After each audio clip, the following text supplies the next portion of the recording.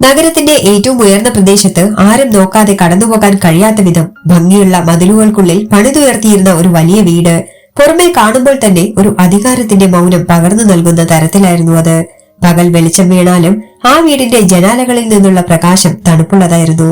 അവിടെ സമൃദ്ധി ഉണ്ടായിരുന്നു, സമ്പത്തുണ്ടായിരുന്നു, ആഡംബരമുണ്ടായിരുന്നു. പക്ഷേ സമാധാനം എന്നൊരു വാക്കിന് അവിടെ പ്രവേശനം ഉണ്ടായിരുന്നില്ല. ആ വീടിന്റെ ഉടമയായിരുന്നു ആദികേശവ്. നഗരത്തിൽ എല്ലാവർക്കും അറിയാവുന്ന ഒരു കോടീശ്വരൻ. പണം കൊണ്ട് വാങ്ങാൻ കഴിയുന്നതെല്ലാം അദ്ദേഹത്തിനുണ്ടായിരുന്നു. പക്ഷേ മനസ്സിന് ആശ്വാസം തരുന്ന ഒന്നും അദ്ദേഹത്തിനുണ്ടായിരുന്നില്ല. ആ വീടിന്റെ അകത്തളങ്ങളിൽ കാൽ വെച്ചാൽ ആദ്യം ശ്രദ്ധയിൽപ്പെടുന്നത് ചുമരുകളിൽ ഒട്ടിച്ചു വെച്ചിരിക്കുന്ന കുറിപ്പുകളായിരുന്നു. ഓരോ മുറിയിലും, ഓരോ വഴിത്താരയിലും, ഓരോ വാതിലിനരികിലും കൃത്യമായി എഴുതി വെച്ചിരിക്കുന്ന നിയമങ്ങൾ. ഈ മുറിയിൽ ഇങ്ങനെ മാത്രം ചെയ്യണം, ഇത് ഇവിടെ വയ്ക്കരുത്, ഇത് ഈ സമയത്ത് മാത്രം ഉപയോഗിക്കണം എന്നിങ്ങനെ. ആ നിയമങ്ങൾ പാലിക്കാത്തവർക്ക് ആ വീട്ടിൽ പിന്നെ ഒരു സ്ഥാനവുമില്ല എന്നൊരു അദൃശ്യ ഭീഷണി പോലെ അത് എല്ലായിടത്തും നിലകൊണ്ടിരുന്നു.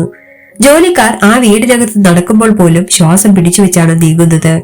ഒരാൾക്കെങ്കിലും അബദ്ധം സംഭവിച്ചാൽ അത് ആരും മറക്കാത്തൊരു അവസാനമാകും എന്നുറപ്പോടെ. ആദികേശവന്റെ സ്വഭാവം ആ നിയമങ്ങളെ പോലെ തന്നെ കർക്കശമായിരുന്നു. അദ്ദേഹത്തിന്റെ മുഖത്ത് ചിരി വിരളമായേ കാണാറുണ്ടായിരുന്നുള്ളൂ. ആരോടും മൃദുവായി സംസാരിക്കാൻ അദ്ദേഹത്തിന് അറിയില്ലായിരുന്നു. ഒരു വാക്ക് പറഞ്ഞാൽ അതൊരു ഉത്തരവായി തന്നെ പുറത്തുവരും. ചോദ്യം ചോദിക്കുന്നവരെ അദ്ദേഹം ഇഷ്ടപ്പെട്ടിരുന്നില്ല. വിശദീകരണം നൽകുന്നവരോട് സഹിഷ്ണുതയുണ്ടായിരുന്നില്ല. അദ്ദേഹത്തിന് വേണ്ടത് കൃത്യതയായിരുന്നു, അനുസരണയായിരുന്നു. മൗനമായി ജോലി തീർക്കുന്ന ആളുകളായിരുന്നു. ആ വീടിനകത്ത് മനുഷ്യർ ഉണ്ടായിരുന്നുവെങ്കിലും അവരെയൊക്കെ അദ്ദേഹം യന്ത്രങ്ങളായി മാത്രമാണ് കണ്ടിരുന്നത്. അങ്ങനെ ഒരു വീട്ടിലേക്കാണ് ഒരു ദിവസം പുതിയൊരു ജോലിക്കാരി എത്തിയത്. അന്നപൂർണ. വളരെ സാധാരണമായ വേഷം, മുഖത്ത് പ്രത്യേകിച്ച് ഒന്നും കാണിക്കാത്തൊരു ശാന്തത, കണ്ണുകളിൽ മാത്രം എന്തോ പറയാതെ പറഞ്ഞു നിൽക്കുന്ന ഒരു പ്രകാശം. അവൾ വീട്ടിലേക്ക് കാൽ വെച്ച നിമിഷം മുതൽ തന്നെ ആ അന്തരീക്ഷം അവളെ പരീക്ഷിക്കാൻ തുടങ്ങിയിരുന്നു. വലിയ വീടുകൾ അവൾക്ക് പുതുമയല്ലായിരുന്നെങ്കിലും ഇത്രയും മൗനം നിറഞ്ഞ, ഇത്രയും പേടിപ്പിക്കുന്ന ഒരു സമാധാനക്കുറവ് അവൾ ഇതുവരെ അനുഭവിച്ചിട്ടില്ലായിരുന്നു. ആദ്യ ദിവസം തന്നെ അവൾക്ക് മനസ്സിലായി, ഇവിടെ ജോലി ചെയ്യുക എന്നത് വെറും ഒരു ഉത്തരവാദിത്തമല്ല, ഓരോ നിമിഷവും സൂക്ഷ്മതയോടെ ജീവിക്കേണ്ട ഒരു പരീക്ഷയാണെന്ന്. അന്നപൂർണയ്ക്ക് ചെറിയ അബദ്ധങ്ങൾ പറ്റിത്തുടങ്ങി. ഒരു വസ്തു സ്ഥലം മാറ്റിവെച്ചു, ഒരു മുറിയിലെ നിയമം പൂർണ്ണമായി വായിക്കാൻ മറന്നു, ഒരു സമയക്രമം തെറ്റിപ്പോയി. ഓരോ അബദ്ധത്തിനും അവളുടെ ഹൃദയം ഇടിച്ചു. ആദികേശവ് അറിയുമോ എന്ന ഭയം അവളുടെ ഉള്ളിൽ നിറഞ്ഞു നിന്നു. ആ അബദ്ധങ്ങൾ മറയ്ക്കാൻ അവൾ ശ്രമിച്ചു. മറ്റാർക്കും അത് കാണാതിരിക്കാനും ആരുടെയും ശ്രദ്ധയിൽപ്പെടാതിരിക്കാനും അവൾ കൂടുതൽ വേഗത്തിൽ, കൂടുതൽ സൂക്ഷ്മതയോടെ ജോലികൾ ചെയ്തു. ആ വീട്ടിലെ നിയമങ്ങൾ അവൾക്ക് ഭീഷണിയായിരുന്നെങ്കിലും അവളുടെ ഉള്ളിലെ ധൈര്യം അവളെ പിന്നോട്ടു പോകാൻ അനുവദിച്ചില്ല. ഒരിക്കൽ ആദികേശവ് അന്നപൂർണയെ വിളിച്ചു. അവൾ ഒരു മുറിയിൽ ചെയ്ത ചെറിയൊരു തെറ്റിനെ ചോദ്യം ചെയ്യാനായിരുന്നു. അദ്ദേഹത്തിന്റെ ശബ്ദം പതിവ് പോലെ കർക്കശമായിരുന്നു. ഓരോ വാക്കും അവളുടെ നെഞ്ചിൽ വീഴുന്ന കല്ലുകളെ പോലെ തോന്നി. അവൾ തലകുനിച്ച് എല്ലാം കേട്ടുനിന്നു. മറുപടി പറയാൻ ശ്രമിച്ചില്ല, വിശദീകരണം നൽകാൻ ശ്രമിച്ചില്ല. എല്ലാം തീർന്നപ്പോൾ ആദികേശവ് മുറിയിൽ നിന്ന് പുറത്തുപോയി. അന്നപൂർണ അവിടെ തന്നെ നിന്നു. ഒരു നിമിഷം അവളുടെ കണ്ണുകൾ നിറഞ്ഞുവെങ്കിലും അദ്ദേഹം പോയതോടെ അവൾ ഒരു ദീർഘനിശ്വാസമെടുത്തു. അതുവരെ കേട്ട എല്ലാ വാക്കുകളും അവൾ അവിടെ തന്നെ വിട്ടുകളഞ്ഞു. അവൾ വീണ്ടും ജോലി തുടർന്നു, മുൻപത്തെ പോലെ തന്നെ വളരെ ശാന്തമായി. അത് ആദികേശവ് ശ്രദ്ധിച്ചില്ല. പക്ഷേ അന്നപൂർണയുടെ സ്വഭാവം ആ വീട്ടിലെ മറ്റുള്ളവരുടെ ശ്രദ്ധയിൽപ്പെട്ടു. ജോലിക്കാർക്കിടയിൽ അവൾ വ്യത്യസ്തയായിരുന്നു. കർക്കശമായ വാക്കുകൾ കേട്ടിട്ടും മുഖം മങ്ങിയില്ല. പേടിച്ചെങ്കിലും അത് പുറത്തു കാണിച്ചില്ല. അവൾ മറ്റുള്ളവരോടും സ്നേഹത്തോടെ സംസാരിക്കും, സഹായിക്കും, അവരുടെ ഭയം കുറയ്ക്കാൻ ശ്രമിക്കും. ആ വീട്ടിൽ നിയമങ്ങളാണ് ഭരിച്ചിരുന്നത്. പക്ഷെ അന്നപൂർണ അവിടെ മനുഷ്യരെ കാണുകയായിരുന്നു. ഒരു ദിവസം അന്നപൂർണ മറ്റു ജോലിക്കാരോട് സംസാരിക്കുന്നത് ആദികേശവ് അകലെ നിന്ന് കേട്ടു. അവൾ പറയുന്ന വാക്കുകൾ അദ്ദേഹത്തിന്റെ കാതിൽ പതിച്ചു. ഈ സാറെന്താ ഇങ്ങനെ മനുഷ്യന്മാരെ കണ്ടിട്ടില്ലാത്തതുപോലെ എപ്പോഴും കടിച്ചു കയറാൻ വരികയാണല്ലോ. അവൾ പറഞ്ഞത് ചിരിയോടെയായിരുന്നു, പരിഹാസമല്ല. പക്ഷേ ഒരു സത്യത്തിന്റെ ലാളിത്യം അതിലുണ്ടായിരുന്നു. ആ വാക്കുകൾ ആദികേശവിന്റെ ഉള്ളിൽ ഒരു കോളിളക്കം സൃഷ്ടിച്ചു. അന്നുവരെ ആരും അദ്ദേഹത്തെക്കുറിച്ച് ഇങ്ങനെ തുറന്നു പറഞ്ഞിട്ടില്ല. ആ ചോദ്യം അദ്ദേഹത്തിന്റെ മനസ്സിൽ പതിഞ്ഞു നിന്നു. ആ രാത്രി ആദികേശവിന് ഉറങ്ങാൻ കഴിഞ്ഞില്ല. വലിയ കിടക്കയിൽ കിടന്നിട്ടും മനസ്സിന് സ്വസ്ഥതയില്ല. ഞാൻ എന്താണ് ഇങ്ങനെ എന്ന ചോദ്യം അദ്ദേഹം ആദ്യമായി സ്വയം ചോദിച്ചു. പക്ഷെ ഉത്തരം കിട്ടിയില്ല. നിയമങ്ങൾ, സമ്പത്ത്, അധികാരം എല്ലാം ഉണ്ടായിരുന്നു. പക്ഷെ ആ വീട്ടിൽ ആരും സന്തോഷത്തോടെ ചിരിക്കുന്നില്ല എന്ന സത്യം അദ്ദേഹത്തിന്റെ മനസ്സിൽ ഒരു മുറിവായി മാറി. അന്നപൂർണ പറഞ്ഞ ആ വാക്കുകൾ വീണ്ടും വീണ്ടും അദ്ദേഹത്തിന്റെ മനസ്സിൽ മുഴങ്ങി. പിറ്റേന്ന് രാവിലെ ആദികേശവ് അന്നപൂർണയെ ശ്രദ്ധിക്കാൻ തുടങ്ങി. അവൾ അറിയാതെ അവൾ ജോലി ചെയ്യുന്ന വിധം, മറ്റുള്ളവരോട് സംസാരിക്കുന്ന വിധം, ചെറിയ കാര്യങ്ങൾ പോലും ശ്രദ്ധിച്ചു ചെയ്യുന്ന രീതികൾ എല്ലാം അദ്ദേഹം ശ്രദ്ധിച്ചു. അന്നപൂർണ ആ വീട്ടിലെ ഓരോ മുറിയിലെയും നിയമങ്ങൾ പൂർണ്ണമായി പാലിച്ചിരുന്നില്ല. ചിലത് അവൾ അറിയാതെ തെറ്റിച്ചു, ചിലത് അവൾ ബോധപൂർവം തെറ്റിച്ചു. പക്ഷേ അത് മറിക്കാൻ അവൾ ചെയ്യുന്ന കാര്യങ്ങളിൽ ഒരു കപടതയുമില്ലായിരുന്നു. അവളുടെ മുഖത്ത് ഭയമുണ്ടായിരുന്നു, പക്ഷേ ദേഷ്യമില്ലായിരുന്നു. ആ ദിവസം ആദികേശവന് അവളോട് ദേഷ്യം തോന്നിയില്ല, മറിച്ച് ഒരു കൗതുകം തോന്നി. ഈ വീട്ടിൽ ഇങ്ങനെയും ജീവിക്കാനാവുമോ എന്നൊരു ചിന്ത ആദ്യമായി അദ്ദേഹത്തിന്റെ ഉള്ളിൽ മുളച്ചു. ആ ദിവസം വീണ്ടും അന്നപൂർണ മറ്റു ജോലിക്കാരോട് സംസാരിക്കുന്നത് അദ്ദേഹം കേട്ടു. അവൾ പറഞ്ഞു, ഇത്രയും സമ്പാദ്യം ഉണ്ടായിരുന്നിട്ടും ഈ വീട്ടിലെ സാറിന്റെ മുഖത്തെന്താ ഒരു സന്തോഷമില്ലാത്തത്? സന്തോഷിക്കാൻ ഈ സാർക്കെന്താ ഒരു കാരണം പോലും കിട്ടുന്നില്ലേ? എന്നോട് ചോദിച്ചാ ഞാൻ പറഞ്ഞു കൊടുത്തേനെ ഒരു 100 കാരണങ്ങൾ. പക്ഷെ ചോദിക്കില്ലല്ലോ, അഭിമാനിയല്ലേ. ആ വാക്കുകൾ മുൻപത്തേക്കാൾ ആഴത്തിൽ ആദികേശവനെ മുറിവേൽപ്പിച്ചു. അത് കുറ്റപ്പെടുത്തലായിരുന്നില്ല, അതൊരു സത്യം പറഞ്ഞുപോയ നിസ്സാരത മാത്രമായിരുന്നു. പക്ഷേ ആ നിസ്സാരത അദ്ദേഹത്തിന്റെ ജീവിതത്തെ ചോദ്യം ചെയ്തു. അന്നത്തെ ദിവസം അവസാനിക്കുമ്പോൾ ആദികേശവ് ഒരു തീരുമാനത്തിന്റെ വക്കിലായിരുന്നു. തന്റെ ജീവിതം എന്താണെന്ന്, തന്റെ സമ്പത്ത് എന്തിനാണ്, തന്റെ നിയമങ്ങൾ എന്തിനായിരുന്നു, അത് ഒരാൾക്ക് കാണിച്ചു കൊടുക്കണമെന്ന് അദ്ദേഹത്തിന് തോന്നി.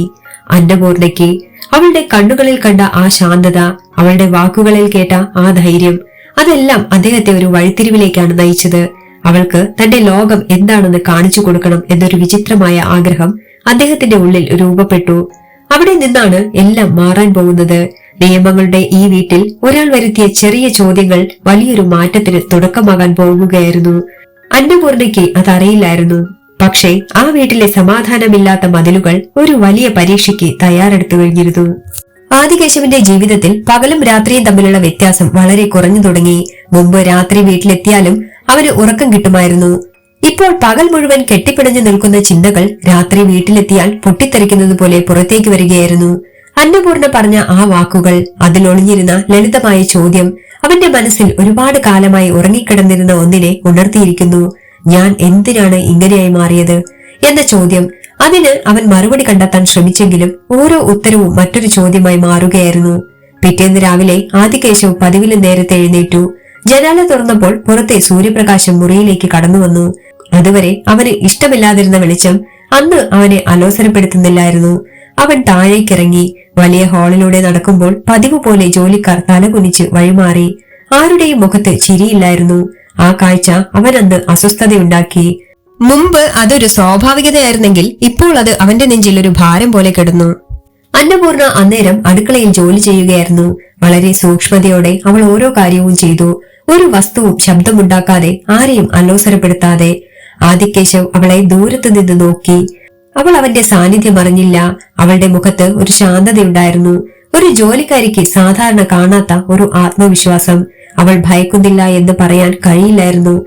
പക്ഷെ ആ ഭയം അവളെ നിയന്ത്രിക്കുന്നില്ല എന്നത് വ്യക്തമായിരുന്നു. ആദികേശവ് അന്നപൂർണയെ നിരീക്ഷിക്കാൻ തുടങ്ങി. ബോധപൂർവമല്ല, പക്ഷെ അവന്റെ കണ്ണുകൾ അവളെ തന്നെ തേടിപ്പോയി. അവൾ ഒരു മുറിയിൽ കയറി ജോലി ചെയ്യുമ്പോൾ ആ മുറിയിലെ മതിലിൽ എഴുതിയ നിയമങ്ങൾ അവൾ ശ്രദ്ധിക്കുന്നുണ്ടോ എന്നവൾ നോക്കി. ചില നിയമങ്ങൾ അവൾ പാലിച്ചു, ചിലത് അവൾ അല്പം മാറ്റി. ഒരു മുറിയിൽ ഇവിടെ കസേര മാറ്റിവെക്കരുത് എന്ന് എഴുതിയിരുന്നിട്ടും അവൾ അത് മാറ്റിവെച്ചു. അത് മറ്റൊരു ജോലിക്കാരിക്ക് ജോലി ചെയ്യാൻ ബുദ്ധിമുട്ടുണ്ടാക്കുന്ന സ്ഥിതിയിലായിരുന്നു. അവൾ അത് മാറ്റിയ ശേഷം വീണ്ടും പഴയ സ്ഥാനത്തേക്ക് വയ്ക്കാൻ ശ്രമിച്ചു. അതെല്ലാം ആദികേശവ് കാണുന്നുണ്ടായിരുന്നു. പക്ഷെ അവന് ദേഷ്യം തോന്നിയില്ല. പകരം എന്തോ മനസ്സിലാകാത്ത ഒരു ചലനം അവന്റെ ഉള്ളിലുണ്ടായി. അന്നപൂർണ മറ്റുള്ള ജോലിക്കാരോട് സംസാരിക്കുന്ന വിധവും അവൻ ശ്രദ്ധിച്ചു. അവൾ അവരെ പേടിപ്പിച്ചില്ല, നിയമങ്ങൾ പറഞ്ഞ് ഭീഷണിപ്പെടുത്തിയില്ല. പകരം അവൾ അവരോട് പറഞ്ഞു, സൂക്ഷിച്ചാൽ മതിയെന്ന്, ഒരുമിച്ച് ചെയ്താൽ എളുപ്പമാകുമെന്ന്. ആ വീട്ടിൽ നിയമങ്ങൾ മാത്രമാണ് ഇതുവരെ സംസാരിച്ചിരുന്നത്. അന്നപൂർണ ആദ്യമായി അവിടെ മനുഷ്യന്റെ ഭാഷ സംസാരിക്കുകയായിരുന്നു. അത് ആദികേശവന് ഒരു പുതുമയായിരുന്നു. ഒരു ദിവസം അവൾ വീണ്ടും മറ്റുള്ളവരോട് സംസാരിക്കുന്നത് അവൻ കേട്ടു. ഈ തവണ അവൾ ചിരിച്ചുകൊണ്ടാണ് പറഞ്ഞത്, ഈ വീട്ടിൽ നിയമങ്ങൾക്കാണ് ജീവൻ, മനുഷ്യർക്ക് അത്ര വിലയില്ലെന്നേ. പക്ഷെ നിയമങ്ങൾ ഉണ്ടാക്കിയതും ഈ മനുഷ്യർ തന്നെയല്ലേ? ആ വാക്കുകൾ അവന്റെ മനസ്സിൽ നേരിട്ട് കുത്തിക്കയറി. നിയമങ്ങൾ താനാണ് ഉണ്ടാക്കിയതെന്ന് അവൻ ഓർമ്മ വന്നു. ഓരോ നിയമത്തിനും പിന്നിൽ ഒരു പേടിയുണ്ടായിരുന്നു. ഒരിക്കലുണ്ടായ ഒരു അബദ്ധം, ഒരിക്കലുണ്ടായ ഒരു നഷ്ടം, ഒരിക്കൽ ആരോ വഞ്ചിച്ചതിന്റെ ഓർമ്മ. ആ ഓർമ്മകളാണ് അവനെ ഇങ്ങനെ മാറ്റിയതെന്ന് അവൻ അന്ന് തിരിച്ചറിഞ്ഞു. ആദികേശവ് തന്റെ മുറിയിലേക്ക് തിരിച്ചു. വലിയ കസേരയിൽ ഇരുന്നിട്ടും അവന് ശാന്തത കിട്ടിയില്ല. ചുമരുകളിൽ എഴുതിയ നിയമങ്ങൾ അവനെ നോക്കി പരിഹസിക്കുന്നത് പോലെ തോന്നി. ഇത് ഞാൻ തന്നെയാണ് എഴുതിയത് എന്ന സത്യം അവനെ ഭയപ്പെടുത്തി. അവൻ ആദ്യമായി ആ നിയമങ്ങളെ സംശയിച്ചു. ഇവയൊക്കെ എനിക്ക് എന്താണ് തന്നത്? എന്ന ചിന്ത അവന്റെ ഉള്ളിൽ വന്നു. സുരക്ഷയോ സമാധാനമോ അതോ ഒറ്റപ്പെടലോ അവൻ ഉറപ്പില്ലായിരുന്നു. അതേസമയം അന്നപൂർണയുടെ ജീവിതം അതുപോലെ തന്നെ മുന്നോട്ടു പോവുകയായിരുന്നു. അവൾക്ക് ഈ വീട് ഒരു ജോലിയിടം മാത്രമായിരുന്നില്ല, അതവളുടെ സഹിഷ്ണുതയെ പരീക്ഷിക്കുന്ന ഒരു സ്ഥലമായിരുന്നു. അവൾ ഇവിടെ വന്നത് വെറും ശമ്പളത്തിനു വേണ്ടിയല്ല. അവൾക്കറിയാമായിരുന്നു ഈ വീട്ടിൽ എന്തോ പൊട്ടിപ്പൊളിയാൻ പോകുന്നുവെന്ന്. അതിന്റെ നടുവിൽ നിൽക്കേണ്ടി വരുമെന്നൊരു അവബോധം അവൾക്കുണ്ടായിരുന്നു. പക്ഷെ അവൾ പിന്നോട്ടു പോയില്ല. അവൾ തന്റെ ജോലി തുടർന്നു, തന്റെ രീതിയിൽ തന്നെ, സ്നേഹത്തോടെയും ശാന്തതയോടെയും. ഒരു ദിവസം ഒരു ചെറിയ സംഭവം നടന്നു. ഒരു മുറിയിൽ വെച്ചിരുന്ന വിലയേറിയ വസ്തു താഴെ വീണു. വലിയ ശബ്ദം. ജോലിക്കാർ എല്ലാം പേടിച്ചു നിന്നു. ആരാണ് ചെയ്തതെന്ന് എല്ലാവർക്കും അറിയാമായിരുന്നു. അന്നപൂർണ. അവളുടെ കൈ വിറച്ചു. ആദികേശവ് എത്തി. എല്ലാവരും ശ്വാസം പിടിച്ചു നിന്നു. അന്നപൂർണ തല കുനിച്ചു നിന്നു. അവൾ മാപ്പ് ചോദിച്ചു. കാരണം അവൾ ചെയ്ത തെറ്റ് അവൾക്കറിയാമായിരുന്നു. പക്ഷെ അവൾ ഭയപ്പെട്ടില്ല. ആദികേശവ് അവളെ ഒന്ന് നോക്കി. അവളുടെ കണ്ണുകളിൽ പേടിയുണ്ടായിരുന്നു, പക്ഷെ കുറ്റബോധമില്ലായിരുന്നു. ആ നിമിഷം അവരൊന്നും പറഞ്ഞില്ല. എല്ലാവരും ഞെട്ടിപ്പോയി. ആദികേശവ് റൂമിലേക്ക് മടങ്ങി. അന്നത്തെ രാത്രിയും ആദികേശവിന് ഉറങ്ങാനായില്ല. അവൻ മനസ്സിലാക്കി താൻ മാറുന്നു എന്ന്. അത് നല്ലതാണോ അപകടമാണോ എന്ന് അവൻ അറിയില്ലായിരുന്നു. പക്ഷെ ഒരു കാര്യം ഉറപ്പായിരുന്നു, അന്നപൂർണ അവന്റെ ജീവിതത്തിലേക്ക് വന്നത് ഒരു സാധാരണ സംഭവമല്ല. അവൾ ചോദിച്ച ചോദ്യങ്ങൾ, അവൾ പറഞ്ഞ വാക്കുകൾ, അവൾ ചെയ്യുന്ന ചെറിയ ചെറിയ മാറ്റങ്ങൾ, അതെല്ലാം അവന്റെ കെട്ടിപ്പിടിഞ്ഞ ലോകത്ത് വിള്ളലുകൾ സൃഷ്ടിക്കുകയായിരുന്നു. അന്നപൂർണ മറ്റൊരു ദിവസം ജോലിക്കാരോട് വീണ്ടും സംസാരിച്ചു. സന്തോഷിക്കാൻ കാരണമുണ്ടാകണമെന്ന് കരുതരുത്, ചിലപ്പോ കാരണമില്ലാതെയും സന്തോഷം ഉണ്ടാകും. ആ വാക്കുകൾ ആദികേശവ് വീണ്ടും കേട്ടു. ഈ തവണ അവന്റെ ഉള്ളിൽ ദേഷ്യം തോന്നിയില്ല, പകരം ഒരു ശൂന്യത തോന്നി. എനിക്ക് കാരണമില്ലാതെ സന്തോഷിക്കാൻ ഒരിക്കലെങ്കിലും കഴിഞ്ഞിട്ടുണ്ടോ എന്ന ചോദ്യം അവൻ സ്വയം ചോദിച്ചു. ഉത്തരമില്ലായിരുന്നു. അവൻ അന്നപൂർണയെ വിളിക്കണമെന്ന് തോന്നി, പക്ഷേ വിളിച്ചില്ല. അവളോട് ചോദിക്കണമെന്ന് തോന്നി, പക്ഷെ ചോദിച്ചില്ല. അവന്റെ അഭിമാനം അവനെ തടഞ്ഞു. പക്ഷെ ആ അഭിമാനം തന്നെ അവന്റെ ഏറ്റവും വലിയ ശത്രുവാണെന്ന് അവൻ അന്ന് മനസ്സിലാക്കി തുടങ്ങി. ആ രാത്രി വലിയ വീട്ടിലെ എല്ലാ മുറികളും നിശബ്ദമായിരുന്നു. പക്ഷെ ആദികേശവന്റെ മനസ്സിൽ വലിയൊരു ശബ്ദമുണ്ടായിരുന്നു. നിയമങ്ങൾ തകർന്നു വീഴുന്ന ശബ്ദം. അവയ്ക്ക് പകരം എന്തെങ്കിലും വരേണ്ട സമയം അടുത്തു വരികയാണെന്ന് അവന് തോന്നി. എന്താണത് എന്ന് അവൻ അറിയില്ലായിരുന്നു. പക്ഷേ അത് ഒരു മനുഷ്യനിലേക്കുള്ള വഴിയാണെന്ന് അവനൊരു തോന്നലുണ്ടായി. അവിടെ അന്നപൂർണ തന്റെ ചെറിയ മുറിയിലിരുന്നു. അവൾക്കുള്ളിൽ ഒരു നിശ്ചയമുണ്ടായിരുന്നു, ഈ വീട്ടിൽ മാറ്റം വരും. അതിന് വില കൊടുക്കേണ്ടി വന്നാൽ പോലും അവൾ അത് ഏറ്റെടുക്കാൻ തയ്യാറായിരുന്നു. അവൾക്കറിയില്ലായിരുന്നു അടുത്ത ദിവസം ഈ വീട്ടിൽ എന്താണ് സംഭവിക്കാൻ പോകുന്നത് എന്ന്. പക്ഷെ അവളുടെ ജീവിതം പോലെ തന്നെ അവൾ ആ അനിശ്ചിതത്വത്തെയും ശാന്തമായി സ്വീകരിച്ചു. ആ വീടിന്റെ മതിലുകൾ, നിയമങ്ങൾ, മൗനം എല്ലാം ഒരുമിച്ച് കാത്തുനിന്നു. ഒരു വലിയ തീരുമാനത്തിന്റെ തുടക്കം അടുത്തിരുന്നു. ആദികേശവന്റെ മനസ്സിൽ ഒരു ആശയം പതിയെ രൂപം കൊണ്ടു തുടങ്ങി. തന്റെ ജീവിതവും തന്റെ സമ്പത്തും തന്റെ ലോകവും മറ്റൊരാൾക്ക് കൊടുക്കണം എന്നൊരു ആശയം. അത് എന്തിലേക്ക് നയിക്കും എന്ന് അവൻ അറിയില്ലായിരുന്നു. പക്ഷേ ആ ആശയം അവനെ വിട്ടുപോകില്ലെന്ന് അവൻ ഉറപ്പായിരുന്നു. ആദികേശവന്റെ മനസ്സ് ഒരിക്കലും ഇത്രയും അസ്വസ്ഥമായിരുന്നിട്ടില്ല. വർഷങ്ങളായി അദ്ദേഹം തീരുമാനങ്ങൾ എടുത്തിരുന്നത് ഒരു നിമിഷത്തിനുള്ളിലായിരുന്നു. പണം, കരാർ, ആളുകൾ, നിയമങ്ങൾ എല്ലാം അദ്ദേഹത്തിന്റെ വാക്കിന് കീഴടങ്ങിയിരുന്നു.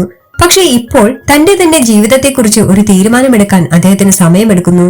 അന്നപൂർണ എന്ന ഒരു സ്ത്രീ, അവളുടെ ശാന്തമായ സ്വഭാവം, അവളുടെ ചോദ്യങ്ങൾ, അവളുടെ സ്നേഹത്തോടെയുള്ള ഇടപെടലുകൾ, അതെല്ലാം ചേർന്ന് അദ്ദേഹത്തിന്റെ ഉള്ളിൽ ഒരു വലിയ കലഹം സൃഷ്ടിച്ചിരിക്കുന്നു. അത് ദേഷ്യമല്ലായിരുന്നു, അത് പരാജയബോധവുമല്ലായിരുന്നു, അതൊരു തിരിച്ചറിവിന്റെ വക്കിലുണ്ടാകുന്ന ഭയം മാത്രമായിരുന്നു. ആ രാത്രി ആദികേശവ് തന്റെ മുറിയിൽ ഒറ്റയ്ക്കിരുന്ന് ഏറെ നേരം ചിന്തിച്ചു. ചുമരുകളിൽ എഴുതിയ നിയമങ്ങൾ അവനെ നോക്കി നിശബ്ദമായി നിലകൊണ്ടു. ഓരോ നിയമവും എഴുതിയപ്പോൾ ഉണ്ടായിരുന്ന ആ പേടികൾ, ആ ഓർമ്മകൾ, ആ നിയന്ത്രണത്തിന്റെ ആവശ്യം എല്ലാം വീണ്ടും വീണ്ടും മനസ്സിൽ തെളിഞ്ഞു. ഒരിക്കൽ ഒരാൾ തന്നെ വഞ്ചിച്ചതിന്റെ ഓർമ്മ, ഒരിക്കൽ വിശ്വാസം നഷ്ടപ്പെട്ടതിന്റെ വേദന, ഒരിക്കൽ നിയന്ത്രണം കൈവിട്ടപ്പോൾ സംഭവിച്ച നഷ്ടം. അതൊക്കെയാണ് ഈ നിയമങ്ങളുടെ അടിത്തറയെന്ന് അദ്ദേഹം തിരിച്ചറിഞ്ഞു. പക്ഷേ ആ നിയമങ്ങൾ തനിക്ക് സന്തോഷം തന്നോ എന്ന ചോദ്യത്തിന് മറുപടിയില്ലായിരുന്നു. അന്നപൂർണ പറഞ്ഞ വാക്കുകൾ അദ്ദേഹത്തിന്റെ മനസ്സിൽ വീണ്ടും മുഴങ്ങി. സന്തോഷിക്കാൻ കാരണം പോലും കിട്ടുന്നില്ലേ? ആ ചോദ്യം അദ്ദേഹത്തെ തളർത്തി. ഇത്രയും വർഷങ്ങളായി സമ്പത്ത് കൂട്ടിയിട്ടും വലിയ വീടുകൾ പണിതിട്ടും അധികാരം കൈവശമുണ്ടായിട്ടും തന്റെ മുഖത്ത് ഒരിക്കൽ പോലും നിറഞ്ഞ സന്തോഷം വന്നിട്ടുണ്ടോ എന്ന് അദ്ദേഹം സ്വയം ചോദിച്ചു. ആ ചോദ്യം മറുപടിയില്ലാതെ തന്നെ അദ്ദേഹത്തെ വേദനിപ്പിച്ചു. അപ്പോഴാണ് ഒരു വിചിത്രമായ ആശയം അദ്ദേഹത്തിന്റെ മനസ്സിൽ മുളച്ചത്. തന്റെ ജീവിതവും തന്റെ സമ്പത്തും തന്റെ ലോകവും മറ്റൊരാളെ ഏൽപ്പിച്ചാൽ എന്താകും സംഭവിക്കുക എന്ന ചിന്ത. പിറ്റേന്ന് രാവിലെ ആദികേശവ് ഒരു തീരുമാനമെടുത്തിരുന്നു. അതൊരു സാധാരണ തീരുമാനമല്ലായിരുന്നു, അതൊരു പരീക്ഷയായിരുന്നു. സ്വയം തനിക്കെതിരെ എടുത്ത ഒരു പരീക്ഷ. ആ തീരുമാനത്തിന് സാക്ഷികൾ ഉണ്ടാകണമെന്ന് അദ്ദേഹത്തിന് തോന്നി. ഒളിച്ചുവെച്ച തീരുമാനമല്ലായിരുന്നു അത്. എല്ലാവരും കാണുന്ന, എല്ലാവരും കേൾക്കുന്ന ഒരു പ്രഖ്യാപനം. അതിനാൽ തന്നെ ആ വീട്ടിലെ എല്ലാ ജോലിക്കാരെയും അദ്ദേഹം വിളിച്ചു വരുത്തി. ഹാളിൽ എല്ലാവരും ഒരുമിച്ച് നിൽക്കുമ്പോൾ പതിവുള്ള മൗനം അവിടെ നിറഞ്ഞു നിന്നു. ആരും സംസാരിച്ചില്ല. എല്ലാവരുടെയും കണ്ണുകൾ ആദികേശവനിലായിരുന്നു. അന്നപൂർണയും അവിടെ തന്നെ ഉണ്ടായിരുന്നു. അവൾക്ക് എന്താണ് സംഭവിക്കാൻ പോകുന്നത് എന്നറിയില്ലായിരുന്നു. പക്ഷെ എന്തോ ഒരു വലിയ കാര്യം വരാനിരിക്കുകയാണെന്ന് അവളുടെ ഉള്ളിൽ ഒരു തോന്നലുണ്ടായി. ആദികേശവ് മുന്നോട്ട് വന്നു. അദ്ദേഹത്തിന്റെ മുഖം പതിവ് പോലെ കർശനമായിരുന്നെങ്കിലും കണ്ണുകളിൽ ഒരു വിചിത്രമായ ഗൗരവമുണ്ടായിരുന്നു. എല്ലാവരും ശ്വാസം പിടിച്ചു നിന്നു. അദ്ദേഹം സംസാരിച്ചു തുടങ്ങി. ഞാനൊരു തീരുമാനമെടുത്തു. ആ വാക്കുകൾ തന്നെ എല്ലാവരെയും അമ്പരപ്പിച്ചു. അദ്ദേഹം ഇതുവരെ ഒരിക്കലും തന്റെ തീരുമാനങ്ങളെക്കുറിച്ച് വിശദീകരിച്ചിരുന്നില്ല. നാളെ മുതൽ ഒരു മാസം മുഴുവൻ എന്റെ സ്വത്തുക്കളെല്ലാം ഞാൻ അന്നപൂർണയ്ക്ക് വിട്ടുകൊടുക്കുന്നു. ആ വാക്കുകൾ കേട്ട നിമിഷം ഹാളിൽ ഒരു ഞെട്ടിക്കുന്ന മൗനം പടർന്നു. ചിലർക്കത് മനസ്സിലായില്ല, ചിലർക്കത് വിശ്വസിക്കാനായില്ല. അന്നപൂർണയുടെ മുഖം പെട്ടെന്ന് വിളറി വെളുത്തുപോയി. അവൾ ഒന്നും പറഞ്ഞില്ല. കേട്ടത് ശരിയാണോ എന്ന സംശയം അവളുടെ ഉള്ളിൽ നിറഞ്ഞു. ആദികേശവ് തുടർന്നു. ഈ ഒരു മാസം എന്റെ പണം, എന്റെ വീട്, എന്റെ പേര് എല്ലാം അന്നപൂർണയ്ക്കാണ്. അവൾക്ക് എന്തിനു വേണ്ടിയും അത് ചെലവഴിക്കാം. എന്നോട് ചോദിക്കേണ്ടതില്ല, ആരോടും വിശദീകരണം നൽകേണ്ടതില്ല. ആ വാക്കുകൾ ഓരോരുത്തരുടെയും മനസ്സിൽ ഒരേ സമയം ഭയവും കൗതുകവും സൃഷ്ടിച്ചു. അന്നപൂർണ തല കുനിച്ചു നിന്നു. അവൾക്ക് സംസാരിക്കണമെന്നുണ്ടായിരുന്നു. പക്ഷേ അവൾ മൗനം പാലിച്ചു. എല്ലാം കേട്ടിട്ട് മാത്രമേ അവൾ പ്രതികരിക്കൂ എന്നൊരു തീരുമാനത്തിലായിരുന്നു അവൾ. അവസാനം ആദികേശവ് ആ നിബന്ധന പറഞ്ഞു. ഒരു മാസം കഴിഞ്ഞ് എന്റെ സ്വത്തുക്കൾ തിരികെ കിട്ടുന്ന ദിവസം എന്റെ ജീവിതത്തിൽ സന്തോഷവും സമാധാനവും ഉണ്ടാകണം. അത് ഞാൻ തന്നെ തിരിച്ചറിയണം. അത് ഉണ്ടായില്ലെങ്കിൽ ഈ ഒരു മാസം അന്നപൂർണ ചെലവാക്കിയ പൈസ മുഴുവൻ അവൾ എനിക്ക് തിരിച്ചു തരേണ്ടി വരും. ആ നിമിഷം ഹാളിൽ നിന്നവർ എല്ലാവരും ഒരുപോലെ വായിൽ കൈവച്ചു. അത് ഒരു സമ്മാനമല്ലായിരുന്നു, അതൊരു ചാലഞ്ചായിരുന്നു. അന്നപൂർണയുടെ നേരെ എറിഞ്ഞുവിട്ട ഒരു വലിയ പരീക്ഷ. അന്നപൂർണ ഒടുവിൽ തലയുയർത്തി. അവളുടെ കണ്ണുകളിൽ ഭയമുണ്ടായിരുന്നു, പക്ഷേ അതിനൊപ്പം തന്നെ ഒരു ഉറച്ച തീരുമാനവും. അവൾ അല്പനേരം ഒന്നും പറഞ്ഞില്ല. അവൾക്ക് സംസാരിക്കാൻ സമയം വേണമെന്ന് അവൾക്ക് തോന്നി. ആ വീട്ടിലെ ജോലിക്കാർ അവളെ നോക്കി. ചിലരുടെ കണ്ണുകളിൽ കരുണയുണ്ടായിരുന്നു, ചിലർക്ക് പേടിയുണ്ടായിരുന്നു, ചിലർക്ക് അസൂയയും. ആ നിമിഷം അന്നപൂർണ മനസ്സിലാക്കി, ഈ തീരുമാനം അവളുടെ ജീവിതം പൂർണ്ണമായി മാറ്റാൻ പോകുന്നു എന്ന്. ആ ദിവസം മുഴുവൻ ആ വീട്ടിൽ അസ്വസ്ഥത നിറഞ്ഞു നിന്നു. ആരും തുറന്നു സംസാരിച്ചില്ല. എല്ലാവരും എന്തോ കാത്തിരിക്കുന്നത് പോലെ. ആദികേശവ് തന്റെ മുറിയിൽ ഒറ്റയ്ക്കിരുന്നു. തന്റെ തീരുമാനത്തെക്കുറിച്ച് അദ്ദേഹം ഒരിക്കൽ പോലും പിന്മാറാൻ ശ്രമിച്ചില്ല. കാരണം അത് അദ്ദേഹത്തിന്റെ ജീവിതത്തിലേക്കുള്ള അവസാന ശ്രമം പോലെയായിരുന്നു. അന്നപൂർണ അതേസമയം തന്റെ മുറിയിലിരിക്കുകയായിരുന്നു. അവൾ തന്റെ പഴയ ജീവിതത്തെ ഓർത്തു. സന്തോഷം എന്താണെന്നറിയാതെ വളർന്ന നാളുകൾ, സമാധാനം എന്താണെന്ന് സ്വയം പഠിച്ച നാളുകൾ. അതൊക്കെയായിരുന്നു അവളെ ഇന്നത്തെ അന്നപൂർണയാക്കി മാറ്റിയത്. ഈ ചലഞ്ച് അവൾക്ക് ഭയപ്പെടുത്തുന്നതായിരുന്നു. പക്ഷേ അവൾക്ക് അതിൽ നിന്നും ഓടിപ്പോകാൻ തോന്നിയില്ല. രാത്രിയായപ്പോൾ ആദികേശവന് അന്നും ഉറങ്ങാനായില്ല. തന്റെ ജീവിതം ഒരാളുടെ കയ്യിൽ ഏൽപ്പിച്ചുവെന്ന് ചിന്തിച്ചപ്പോൾ അദ്ദേഹത്തിന്റെ ഉള്ളിൽ ഒരു വിറയലുണ്ടായി. പക്ഷെ അതിനൊപ്പം തന്നെ ഒരു ചെറിയ പ്രതീക്ഷയും. അന്നപൂർണ അദ്ദേഹത്തിന്റെ ലോകത്ത് എന്തെങ്കിലുമൊക്കെ മാറ്റം വരുത്തുമോ എന്ന ചോദ്യം അദ്ദേഹത്തിന്റെ മനസ്സിൽ മുഴങ്ങി. ആദികേശവ് അതിന് ഉത്തരമറിയാൻ കാത്തിരുന്നു. അന്നപൂർണ ആ രാത്രി കണ്ണടച്ചിരുന്നെങ്കിലും ഉറങ്ങിയില്ല. അവൾ തീരുമാനിച്ചു, ഈ ഒരു മാസം അവൾ പണം ചിലവാക്കുന്നത് പണമായി കാണില്ല. അത് മനുഷ്യരുടെ മുഖത്ത് വിരിയുന്ന സന്തോഷമായി കാണും. ആ സന്തോഷം ആദികേശവന് എത്തിച്ചേരണം. അതിനായി എന്തും ചെയ്യാൻ അവൾ തയ്യാറായിരുന്നു. ഈ വീട്ടിലെ നിയമങ്ങൾ മാറ്റേണ്ടി വന്നാൽ പോലും. പിറ്റേന്ന് പുലർച്ചെ ആ വലിയ വീട്ടിൽ ഒരു പുതിയ ദിവസം ഉദിച്ചു. പക്ഷേ അതൊരു സാധാരണ ദിവസമല്ലായിരുന്നു. അധികാരത്തിന്റെ കൈമാറ്റം നടന്ന ദിവസം. നിയമങ്ങളുടെ വീട്ടിൽ ഒരു പുതിയ പരീക്ഷ ആരംഭിച്ച ദിവസം. ആരും അത് തുറന്നു പറഞ്ഞില്ല. പക്ഷെ എല്ലാവർക്കും അത് മനസ്സിലായിരുന്നു. ആദികേശവന്റെ ജീവിതവും അന്നപൂർണയുടെ ജീവിതവും ഒരേ നൂലിൽ കെട്ടപ്പെട്ടിരിക്കുന്നു എന്ന സത്യം. അവിടെ നിന്നാണ് എല്ലാം മാറാൻ പോകുന്നത്. പണത്തിന്റെ നിയമങ്ങൾ പൊളിഞ്ഞ് സ്നേഹത്തിന്റെ നിയമങ്ങൾ എഴുതപ്പെടാൻ പോകുന്ന തുടക്കം.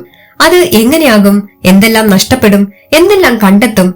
അത് ആർക്കും അറിയില്ലായിരുന്നു. പക്ഷെ ആ വീട്ടിലെ മതിലുകൾ പോലും ആ മാറ്റത്തിന്റെ ശബ്ദം കേട്ടു തുടങ്ങിയിരുന്നു. ആദികേശവന്റെ വീട്ടിൽ ആ ദിവസം മുതൽ ഒരു അപൂർവമായ മാറ്റം തുടങ്ങുകയായിരുന്നു. പുറത്തു നിന്നാൽ അത് ആരും തിരിച്ചറിയില്ലായിരുന്നു. വലിയ മതിലുകളും കാവൽക്കാരും പഴയതുപോലെ തന്നെ നിലകൊണ്ടിരുന്നു. പക്ഷേ അകത്തളങ്ങളിൽ മൗനത്തിനിടയിൽ ഒരു പുതിയ ശ്വാസം പതിയെ പടരാൻ തുടങ്ങി. അധികാരത്തിന്റെ കൈമാറ്റം നടന്നുവെന്ന സത്യം എല്ലാവർക്കും അറിയാമായിരുന്നു. എന്നിരുന്നാലും അന്നപൂർണ ഒരു രാജ്ഞിയെ പോലെ പെരുമാറിയില്ല.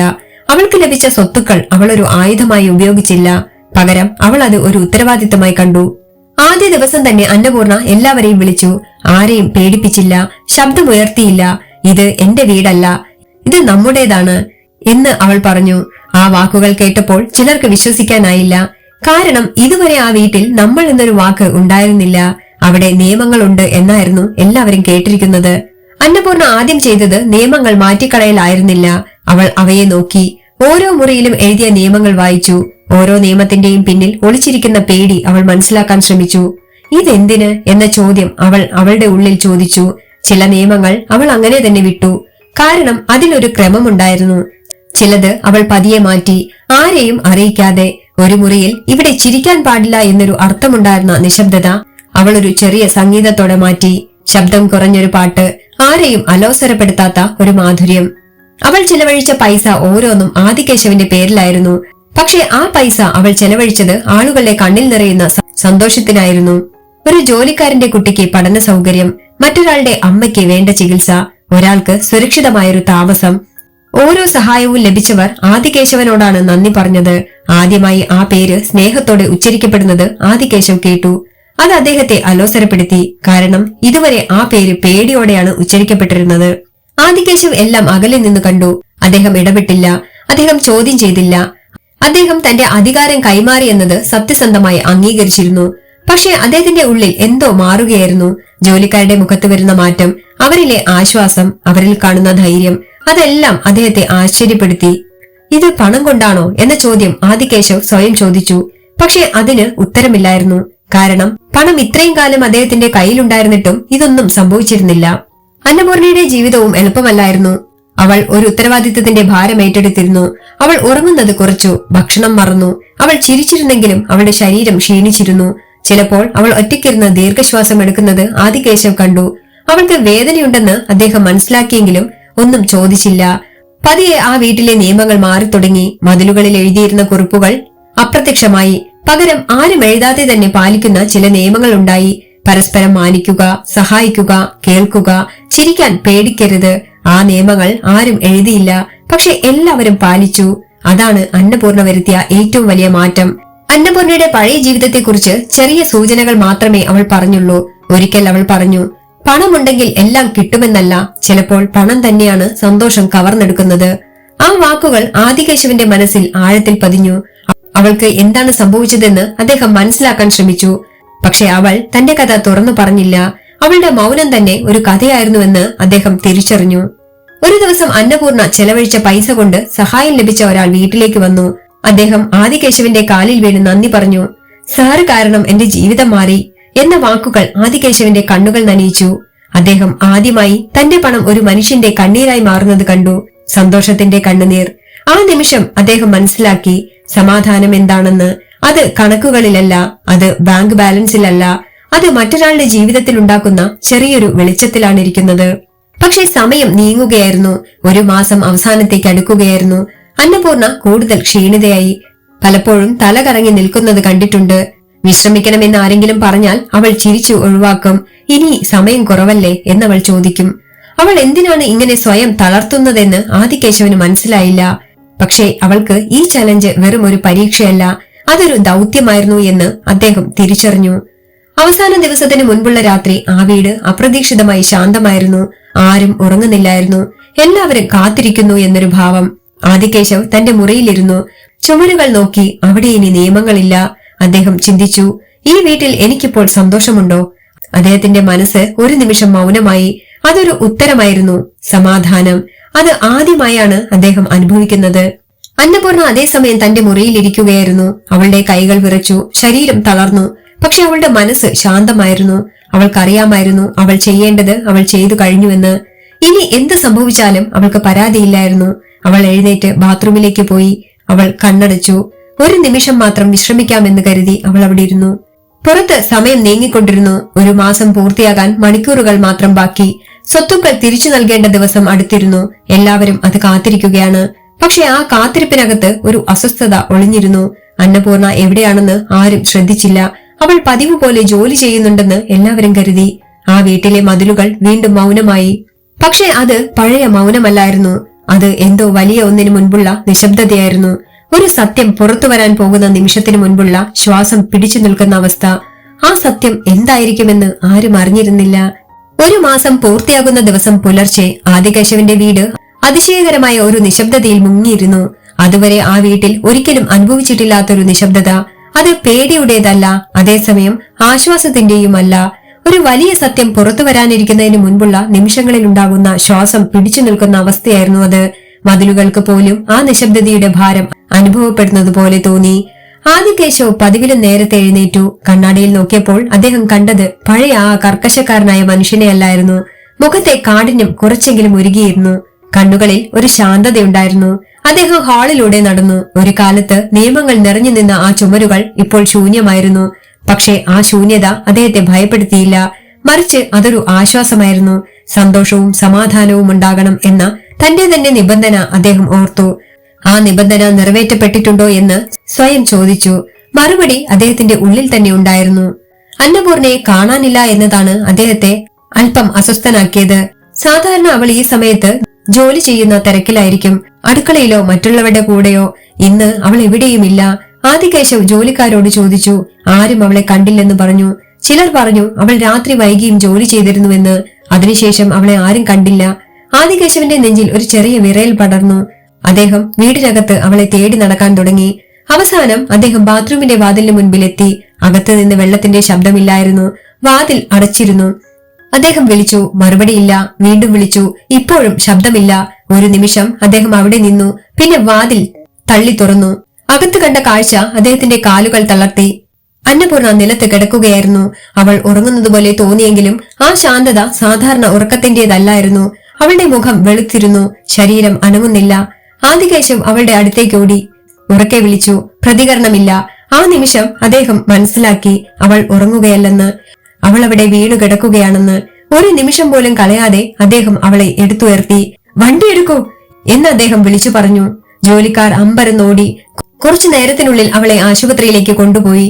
ആ യാത്രയിൽ ആദികേശവിന്റെ മനസ്സ് ഒരു ചുഴലിക്കാറ്റായിരുന്നു. ഈ ഒരു മാസം അവൾ ചെയ്തതെല്ലാം, അവളുടെ ക്ഷീണം, അവളുടെ മൗനം, അവളുടെ ചിരി, എല്ലാം ഒരേ സമയം അദ്ദേഹത്തിന്റെ മനസ്സിൽ തെളിഞ്ഞു. ആശുപത്രിയിൽ ഡോക്ടർമാർ അവളെ പരിശോധിച്ചു. അവൾ വളരെ ക്ഷീണിതയാണ്, ശരീരത്തിന് വിശ്രമം കിട്ടിയിട്ടില്ല, മാനസിക സമ്മർദ്ദവും കൂടുതലാണ് എന്ന് ഡോക്ടർ പറഞ്ഞു. അവളുടെ ജീവൻ അപകടത്തിലല്ലെന്ന് കേട്ടപ്പോൾ ആദികേശവ് ഒരു ദീർഘനിശ്വാസം വിട്ടു. പക്ഷേ അദ്ദേഹത്തിന്റെ ഉള്ളിൽ കുറ്റബോധം നിറഞ്ഞു നിന്നു. ഇതിനെല്ലാം കാരണം ഞാനല്ലേ എന്ന ചോദ്യം അദ്ദേഹത്തെ വേദനിപ്പിച്ചു. അന്നപൂർണ ബോധം വീണ്ടെടുക്കുമ്പോൾ ആദികേശവ് അവളുടെ കിടക്കക്കരികിൽ തന്നെ ഉണ്ടായിരുന്നു. അവൾ കണ്ണു തുറന്നു. അവനെ കണ്ടപ്പോൾ ഒരു ചെറിയ പുഞ്ചിരി അവളുടെ മുഖത്ത് തെളിഞ്ഞു. സർ, സമയം കഴിഞ്ഞോ എന്ന അവളുടെ ചോദ്യം അദ്ദേഹത്തിന്റെ നെഞ്ചിൽ കുത്തിക്കേറി. അവൾ ഇപ്പോഴും ചലഞ്ചിനെ കുറിച്ചാണ് ചിന്തിക്കുന്നത് എന്ന് അദ്ദേഹത്തിന് മനസ്സിലായി. ഇപ്പൊ ഒന്നും പറയണ്ട, നീ വിശ്രമിക്കേ എന്ന് അദ്ദേഹം പറഞ്ഞു. അവൾ കണ്ണുകൾ അടച്ചു. അവളുടെ മുഖത്ത് ഒരു സമാധാനമുണ്ടായിരുന്നു. അവൾക്കുള്ളിൽ ഒരു പരാതിയും ഇല്ലായിരുന്നു. അപ്പോൾ ഡോക്ടർ ആദികേശവനെ പുറത്തേക്ക് വിളിച്ചു. ഒരു കാര്യം ചോദിക്കാനുണ്ട് എന്ന് അദ്ദേഹം പറഞ്ഞു. ഇവരുടെ ഫയലിൽ കണ്ട വിവരങ്ങൾ സാധാരണ ജോലിക്കാരിയുടേതല്ല. ആദികേശവ് ഒന്ന് അമ്പരന്നു. ഡോക്ടർ പറഞ്ഞു, അന്നപൂർണ ഒരു സമ്പന്ന കുടുംബത്തിലെ ഏക അവകാശിയാണെന്ന്, വലിയ സ്വത്തുക്കളുടെ ഉടമ. പക്ഷേ അവൾ സ്വന്തം ഇഷ്ടപ്രകാരം ആ സ്വത്തുക്കൾ ചിലവാക്കാൻ പോലും അവകാശമില്ലാതിരുന്ന ഒരാളാണ്. കുടുംബത്തിന്റെ നിയന്ത്രണങ്ങൾ, നിയമങ്ങൾ, അഭിമാനം, അതെല്ലാം അവളെ ശ്വാസം മുട്ടിച്ചിരുന്നു. അതിനാലാണ് അവൾ ആ സമ്പത്ത് ഉപേക്ഷിച്ച് ഇറങ്ങിപ്പോന്നത്. ആ സത്യം കേട്ട നിമിഷം ആദികേശവിന്റെ കണ്ണുകൾ നിറഞ്ഞു. അദ്ദേഹം അന്നപൂർണയെ ഓർത്തു. അവളുടെ വാക്കുകൾ, അവളുടെ ശാന്തത, അവളുടെ നിയമങ്ങൾക്കുള്ള അവഗണന, അതെല്ലാം ഇപ്പോൾ വ്യക്തമായി. അവൾ പണം ഉപേക്ഷിച്ചത് അവൾക്ക് സന്തോഷം കിട്ടാനായിരുന്നു. അതേസമയം അദ്ദേഹം പണം കൂട്ടിയിരുന്നത് സന്തോഷം തേടിയായിരുന്നു. രണ്ട് ജീവിതങ്ങൾ, രണ്ട് വിരോധാഭാസങ്ങൾ, പക്ഷേ ഒരേ ശൂന്യത. അന്നപൂർണ ബോധം പൂർണ്ണമായി വീണ്ടെടുക്കുമ്പോൾ ആദികേശവ് അവളോട് സംസാരിച്ചു. അവൾ തന്റെ കഥ മുഴുവനായി പറഞ്ഞു. എനിക്ക് പണമില്ലായ്മയുടെ വേദന അറിയാം, അതുപോലെ തന്നെ പണം കൊണ്ട് ചുറ്റപ്പെട്ട് ശ്വാസം മുട്ടുന്ന വേദനയും അറിയാം എന്നവൾ പറഞ്ഞു. സാറ് തന്ന പണം ഉപയോഗിച്ച് ഞാൻ എന്റെ ഇഷ്ടപ്രകാരം ചിലവഴിച്ചു. അതിലൂടെ ഞാൻ സന്തോഷം കണ്ടെത്തി. ആ സന്തോഷം സാറിനും എത്തുമെന്ന് ഉറപ്പുണ്ടായിരുന്നു. ആ വാക്കുകൾ ആദികേശവിന്റെ ഉള്ളിൽ ഒരു പ്രകാശമായി. അന്നായിരുന്നു സ്വത്തുക്കൾ തിരിച്ചു നൽകേണ്ട ദിവസം. ആദികേശവ് ആശുപത്രിയിൽ നിന്ന് തന്നെ തീരുമാനമെടുത്തു. സ്വത്തുക്കൾ എനിക്ക് തിരിച്ചു വേണ്ട, സ്വത്തുക്കൾ എനിക്ക് തിരിച്ചു വേണ്ട എന്ന് അദ്ദേഹം പറഞ്ഞു. എനിക്ക് വേണ്ടത് അവൾ കാണിച്ചു തന്ന ജീവിതമാണ്. അദ്ദേഹം അന്നപൂർണയോട് പറഞ്ഞു, നീ എനിക്ക് ഒരു പാഠമാണ്, ഒരു ഉദാഹരണമാണ്. നീ എന്നോടൊപ്പം തുടരണം, ഒരു ജോലിക്കാരിയായി അല്ല. അന്നപൂർണയുടെ കണ്ണുകളിൽ കണ്ണുനീർ നിറഞ്ഞു. പക്ഷേ അത് വേദനയുടേതല്ലായിരുന്നു, അത് സമാധാനത്തിന്റേതായിരുന്നു. അവസാനം അവർ വീട്ടിലേക്ക് മടങ്ങി. ആദികേശവ് ഇനി ഒരു കർക്കശക്കാരനായ കോടീശ്വരൻ മാത്രമല്ല, അദ്ദേഹം സന്തോഷവും സമാധാനവും പഠിച്ച ഒരു മനുഷ്യനാണ്. അന്നപൂർണ അദ്ദേഹത്തിന്റെ കൂടെ തന്നെയുണ്ട്, ഒരു വഴികാട്ടിയായി, ഒരു ഓർമ്മിപ്പിക്കലായി. സന്തോഷം പണത്തിലല്ല, മനുഷ്യരിലാണെന്ന്. ആരും എഴുതാതെ തന്നെ ഒരു നിയമം അവിടെ നിലനിൽക്കുന്നു. സ്നേഹത്തോടെ ജീവിക്കുക, അതാണ് അവിടെ എല്ലാം മാറ്റിയത്. അതാണ് ഈ കഥയുടെ സന്ദേശവും.